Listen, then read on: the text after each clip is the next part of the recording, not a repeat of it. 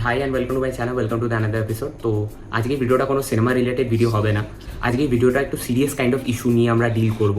তো আমরা সকলেই জানি যে আমাদের দেশে একটা কী ভয়াবহ ঘটনা ঘটে গেছে। আবার একটা পুলওয়ামার পরে আবার একটা টেররিস্ট অ্যাটাক হয়ে গেছে, যেখানে 4জন টেররিস্ট কাশ্মীরের পেহেলগাম নামক জায়গাতে আসে। সেখানকার ট্যুরিস্টদেরকে এটা জিজ্ঞেস করে করে তাদেরকে গুলি মারে, তোমাদের ধর্ম কী, কালমা পড়ো। 30 জন মানুষ শহীদ হন, তার মধ্যে 26 জন ছিলেন হিন্দু ধর্মের, 1 থেকে 2 জন মনে হয় মুসলিম ধর্মের ছিলেন এবং 2 জন ফরেনার্স ছিলেন। আমার কাছে না ধর্মের আগে সবার আগে যেটা আমার কাছে মূল্য দেয় সেটা হচ্ছে 30 জন মানুষ মারা গেছে। দে আর ট্যুরিস্ট, দে আর হিউম্যান বিং। এবং এই ইস্যুটা এটা কিন্তু কোনো রিলিজিয়াস ইস্যু নয়, এটা হচ্ছে ন্যাশনাল ইস্যু। এই জিনিসটা আমাদের দর্শককে, যারা আমরা দেখছি, যারা আমরা নিজেদের ফিলিংস এক্সপ্রেস করছি টুয়ার্ডস দ্য সিচুয়েশন, সেটা আমাদের বুঝে আমাদের এগুলো করা উচিত। ফেসবুকে রিসেন্টলি 2 দিন ধরে যেরকম ধরনের কিছু ন্যারেটিভস আমি দেখতে পাচ্ছি, which is very much harmful for the society. একটা ভীষণভাবে রং মেসেজ প্রোভাইড করছে।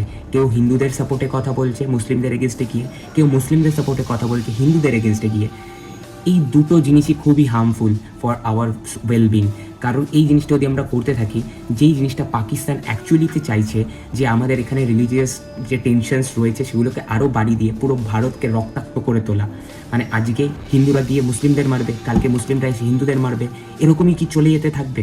এটাই কি আমাদের ভারতের ডেমোক্রেসি এবং এটাই কি সেকুলারিজম? এবার ফেসবুকে এটাও দেখলাম যে কেউ কেউ যদি সেকুলারভাবে কোনো পোস্ট করে, সেটাতেও তাদের ভাই প্রবলেম।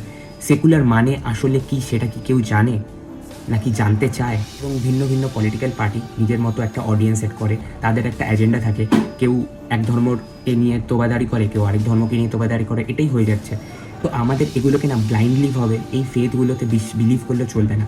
আমাদের নিজেদের একটু মাইন্ড তো ভগবান দিয়েছে, সেটা খুলে একটু বিচার করা উচিত নিউট্রাল পার্সপেক্টিভ থেকে, যে কোনটা রিলিজিয়াস ইস্যু, কোনটা ন্যাশনাল ইস্যু, এবং কি বলছি আমি সেইটার পক্ষে কি এফেক্ট পড়বে সোসাইটিতে। এই জিনিসপত্রগুলো একটু আমাদের সচেতনভাবে ডিল করা উচিত। এই ভয়াবহ ঘটনাটা কেন হলো?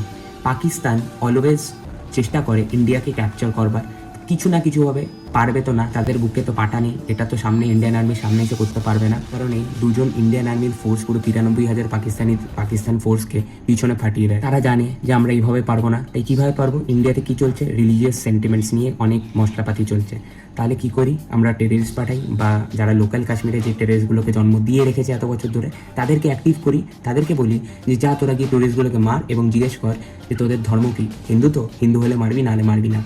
আবার কি এরকম করেছে, যেই মহিলা বলেছেন যে আমার স্বামীকে মেরে দিয়েছো, আমাকেও মেরে দাও, আমার বাঁচার ইচ্ছা নেই, তাকে বলছে go and tell Modi that we are coming. এবং পাকিস্তানের এটাই মোটিভ ছিল যে তারা এই কাজটা করবে এবং এই টেররিস্টরা এই জিনিসটা করবে। সেই কারণে ইন্ডিয়াতে কী হবে, রিলিজিয়াস অ্যাকশনটা আরও পরিমাণে বেরিয়ে যাবে এবং এটাতে মুসলিমদের, যারা ইন্ডিয়ান, যারা অ্যাকচুয়ালিতে যারা ইন্ডিয়ান মুসলিমস, মানে সে ধর্মের দিক থেকে যাই হোক, but they are at the end they are Indian, এইটা যারা অ্যাকচুয়াল থাকবে, যেই সাধারণ মানুষরা থাকবে, তাদের যে প্রবলেমসটা ক্রিয়েট করবার, এবং তাদের প্রবলেমস ক্রিয়েট করলে কি হবে, কাশ্মীরে তো এরকম নেই যে ইন্ডাস্ট্রি আছে, কর্পোরেট স্ট্রাকচার আছে, সেখানকার মেন আর্নিং সোর্সটা কি, বাই ট্যুরিজমটা তাদের main earning source. Like Goa এত এগিয়ে গেছে, কাশ্মীর এগাতে পারছে না because of the terrorist attacks and the terrorism structure present over দিয়ে। পাকিস্তান এটাই দেখেছে যে যেই মুহূর্তে আমরা এই কাজটা করবো, ওখানে টুরিস্টরা ভিজিট করবে না। আপনি করবেন? আমি করবো না এখন, অন্তত 1 বছরের মধ্যে তো কেউই হয়তো করবে না, কারণ যা যা চলছে ওখানে।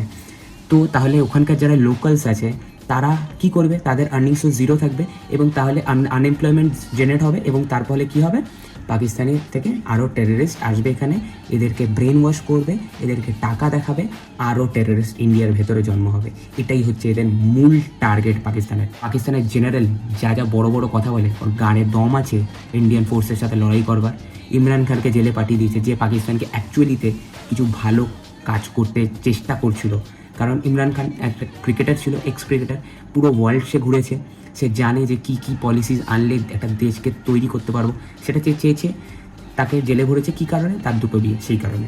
বাহ, অসাধারণ। এবং আমাদের ইন্ডিয়ান গভর্নমেন্ট সেটার বিরুদ্ধে অলরেডি একটা স্টেপ নিয়ে নিয়েছে পাকিস্তানের এগেনস্টে। তারা অনেক ডিলিংস বন্ধ করে দিয়েছে পাকিস্তানের সাথে, এয়ারবেস বন্ধ করে দিয়েছে, এবং পাকিস্তান থেকে এখানে ভিসা যতজনের ছিল সবাইকে ক্যান্সেল করে তাদেরকে পাকিস্তান পাঠিয়ে দেওয়ার ব্যবস্থা করছে, which is great and good initiative by government. But এটা আমাদের দেখতে হবে যে আমাদের ইন্টেলিজেন্স ডিপার্টমেন্ট কি এতটাই ফেলিয়ার? কারণ তারা কোনো কিছুই কি মানে আগের থেকে প্রেডিক্ট করতে পারছে না? এত ইনফরমেশনস চলে আসে, ইভেন পুলওয়ামার আগে তো এত ইনফরমেশনস চলে এসেছিলো।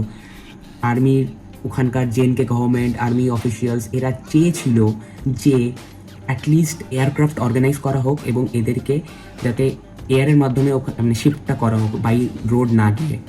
সেখানটা 4 মাস ধরে আটকে থাকে হোম মিনিস্ট্রিতে, সেটা পাস হয় না বলে ফাইনালি রোড ক্লিয়ারেন্স করিয়ে তারপরে এদেরকে রাস্তা দিয়ে পাঠানো, এবং তারপরে ইনসিডেন্ট আমরা সকলে জানি। তো ইন্ডিয়ান ইন্টেলিজেন্স এতটাভাবে ব্যর্থ, এই জিনিসপত্রগুলো গভর্নমেন্টকে একটু লুক আফটার করতে হবে, কারণ এখানে এনআইএর মতো এত বড় একটা ইন্টেলিজেন্স ডিপার্টমেন্ট আছে, আইবি আছে, তারা একটু কি সূত্র পায় না যে এরকম কিছু ঘটতে চলেছে, এরকম কিছু হবে? রিসেন্টলি দেখুন পুরো কাশ্মীরে যেরকম সিকিউরিটি থাকে, সেদিনকে পেহেলগামে সিকিউরিটিই ছিল না। এই জিনিসগুলোকে আমাদের একটু চেকিং করতে হবে বস। ইমিডিয়েটলি উচিত হচ্ছে যত সমুদ্রের মাধ্যমে যত পাকিস্তানের সাথে যে এক্সপোর্ট ইম্পোর্ট হয় বাইরের কান্ট্রিজ, সেগুলোকে আমাদের নেভির দ্বারা বন্ধ করে দেওয়া, এবং হচ্ছে যে আমাদের সিন্ধু নদীর যে জলটা যে যায় পাকিস্তানকে সেই জলটা প্রোভাইড করা, ইমিডিয়েটলি সেই ড্যামটা ক্লোজ করে।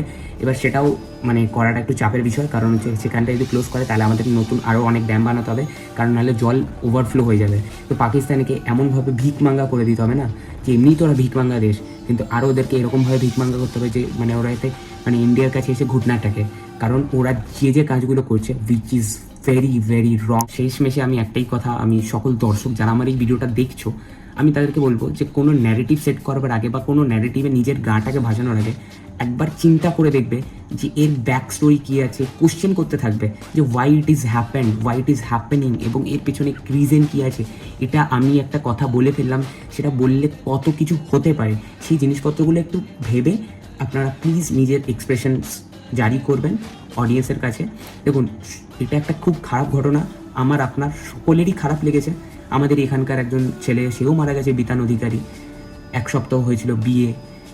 তারপরে নৌসেনার একজন মানে নেভির একটা অফিসার মারা গেছে। খুবই এগুলো দুঃখজনক, এবং মানে আমি বলছি গায়ে কাটা দিচ্ছে আমার। বাট আমাদের কিছু বলবার আগে একটু ভেবেচিন্তে একটু পার্সপেক্টিভটা দেখে বলবা উচিত, না লেফটে যাও না রাইটে যাও, মিডলে থেকে বলবার চেষ্টা করো। তর্ক বিতর্ক ছাড়ুন, হিন্দু মুসলমান দেশের জন্য সকলে এক হন এবং একভাবে দাঁড়ান। তো চলো এই বলে ভিডিওটা শেষ করছি। জয় হিন্দ, বন্দে মাতরম।